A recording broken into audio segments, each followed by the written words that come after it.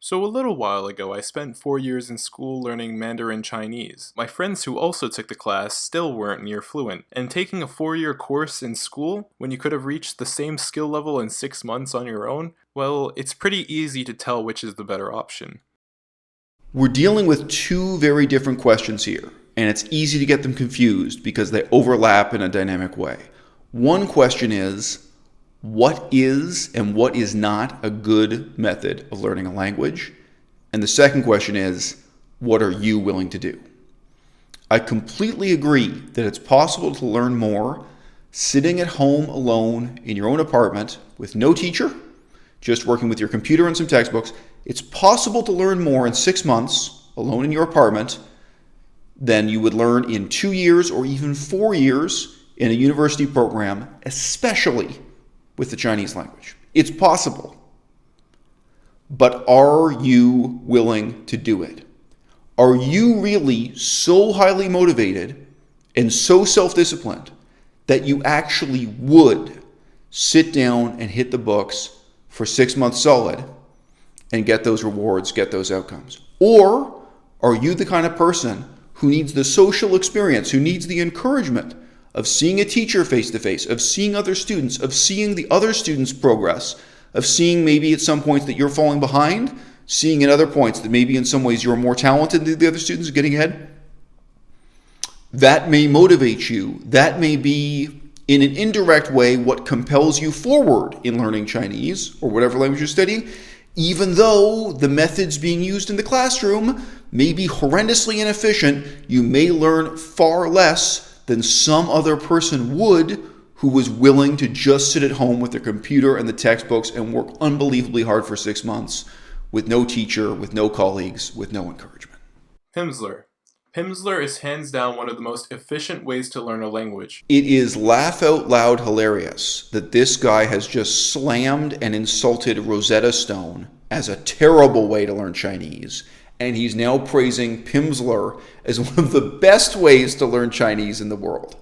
No, my dude. Look, I've used Pimsleur for Chinese, so I can say this with direct experience. For the Chinese language specifically, Pimsleur is the worst method on the planet. And that is because of the unique and uniquely awful relationship between the written form and the spoken form with Chinese, and because of all of the distinctions that you really can't make by ear alone as a native speaker of English learning Chinese.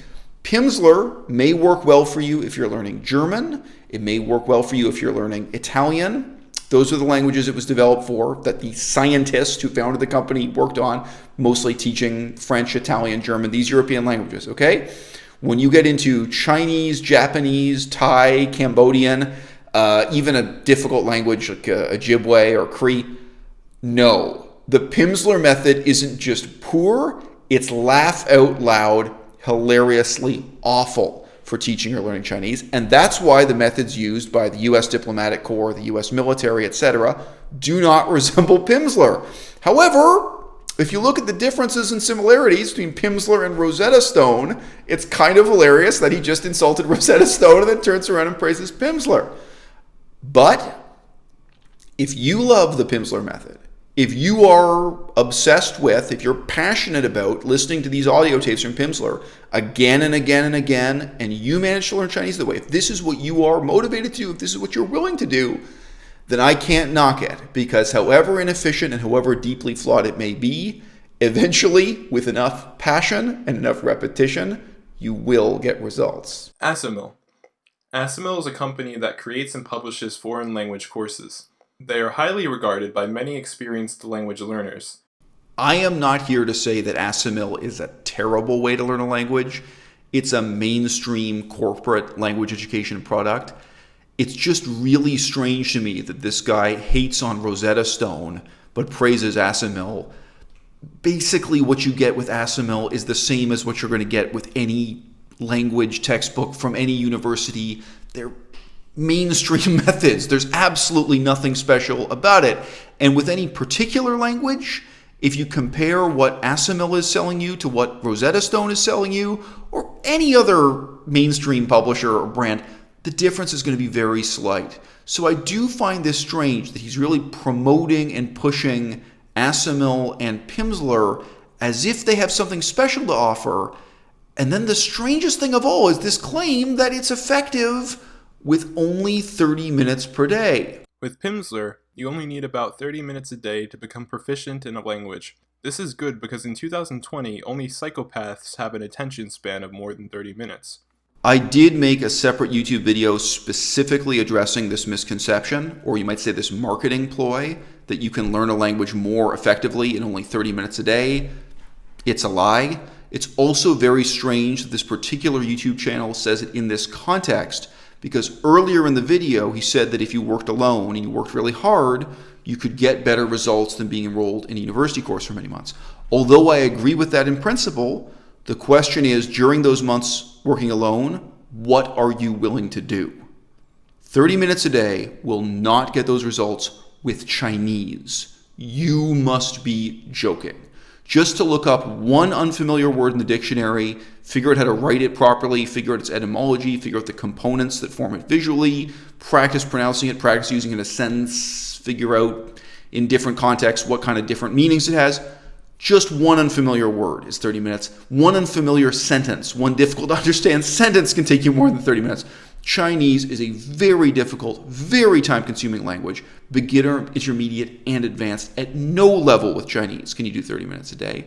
If you think 30 minutes a day with Pimsleur is enough for you to work on German or Dutch or even Italian, good for you. I'm happy. I'm not planning to slap the microphone out of your mouth and say you're a bad YouTuber for claiming that. But for Chinese, 30 minutes a day for Chinese, you must be joking.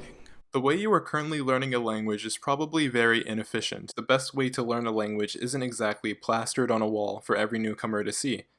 Apps like Duolingo and companies such as Rosetta Stone capitalize on the inexperience of newcomers, offering them a way to start learning a language without them knowing that they could actually learn much more, much faster, by utilizing better resources. One part of what we're doing here is passing judgment on a particular language learning method as being effective or ineffective. But the other thing we're doing is passing judgment on ourselves for what we are and are not willing to do.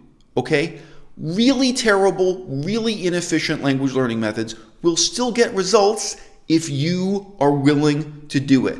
In the old days, people used to praise to me going to bars and flirting with bar girls in order to learn a language.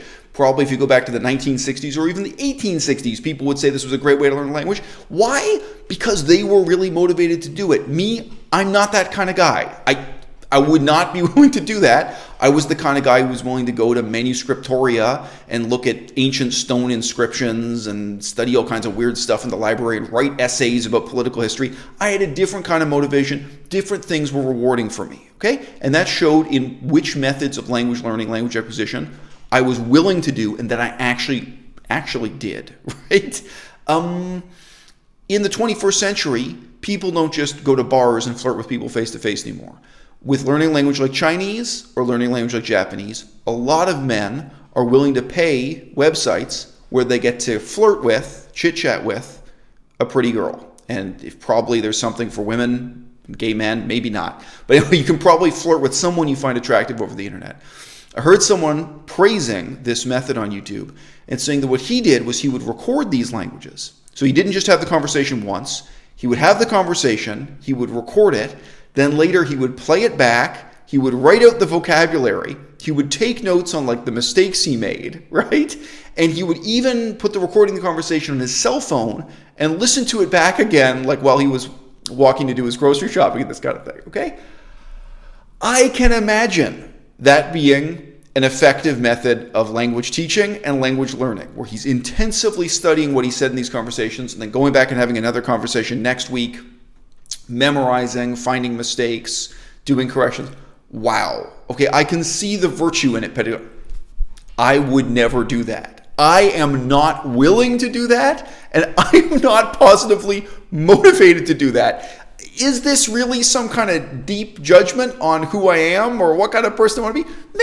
Maybe it's shallow. But even if it's shallow, it's a very real pragmatic importance. If you meet someone who really has the motivation to just memorize a list of words, the vocabulary list at the back of the textbook, an incredibly boring, repetitive, kind of drudgery-based method of language learning, that's going to get results, right? So I wouldn't discourage that person. I wouldn't say, oh, no, stop memorizing the list of words at the back of the textbook when you could be spending your time chit-chatting with girls you pay to flirt with you over the internet.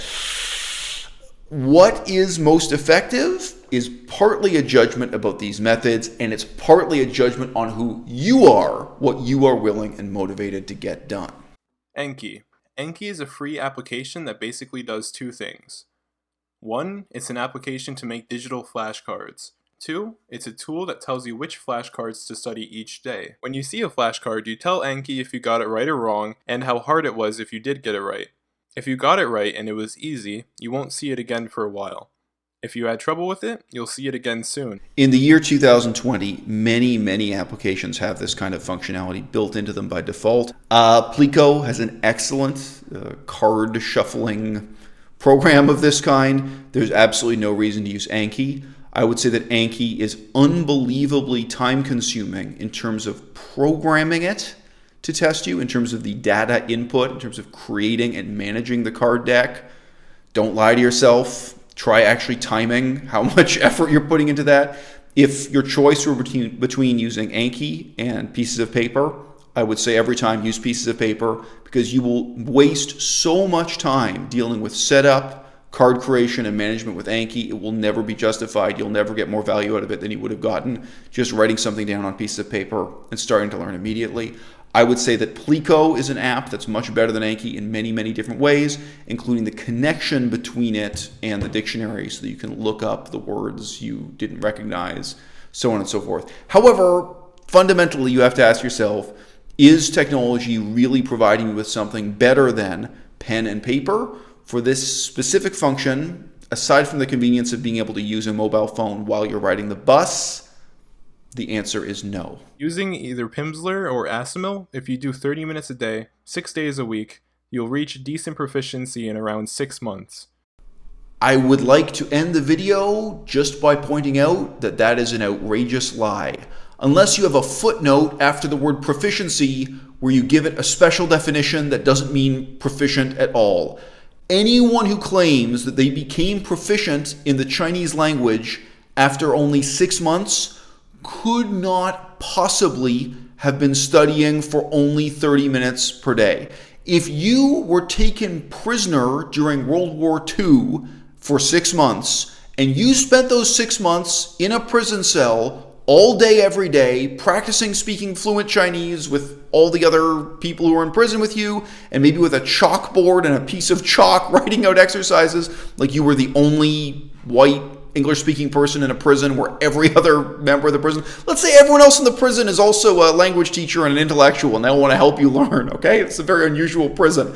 Sure, maybe you achieve proficiency in 6 months, working more than 12 hours a day, incredibly intensely, and maybe you were doing it motivated by fear for your life because you knew at the end of that 6 months you were going to be put on trial and you'd have to plead your own case in Chinese. There you go, perfect scenario. If you got proficient in 6 months, afraid you were going to be executed by an unfair court, trying to learn Chinese with all these people helping you 12 to 14 hours a day, 6 months would feel like a long time. You'd make a lot of progress. You'd still have to provide a footnote on what you mean by proficient, because the Chinese language, there's really no way you can learn it all in only 6 months.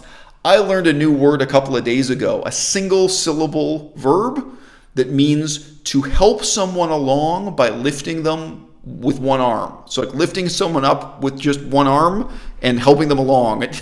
And this is one syllable, a special word in Chinese. The depth and variety of vocabulary, the way in which idiom and sentence patterns unexpectedly completely change the meaning of what you think you understand when you're looking at the page. Chinese doesn't take 6 months, and it doesn't take 6 years. It takes like 60 years. So just gotta say, this YouTuber is being 100% dishonest with you, and I don't know why. I don't know what his definition of proficiency is, and even if something like this could be claimed for casually learning Italian for 30 minutes a day, with Chinese, Absolutely no chance. Don't kid yourself, and don't reward YouTubers who say flattering things to kid you. What makes the whole world go round in the 21st century seems to be newspaper articles and YouTube videos that provide you with good excuses for your bad habits. One of those bad habits is being lazy, fatuous, self-indulgent, and self-important. There are probably a lot of people who want to think that 30 minutes a day listening to Pimsleur audio tapes is enough, and they're probably very happy to hear this message. And unfortunately, it's wrong, wrong, wrong.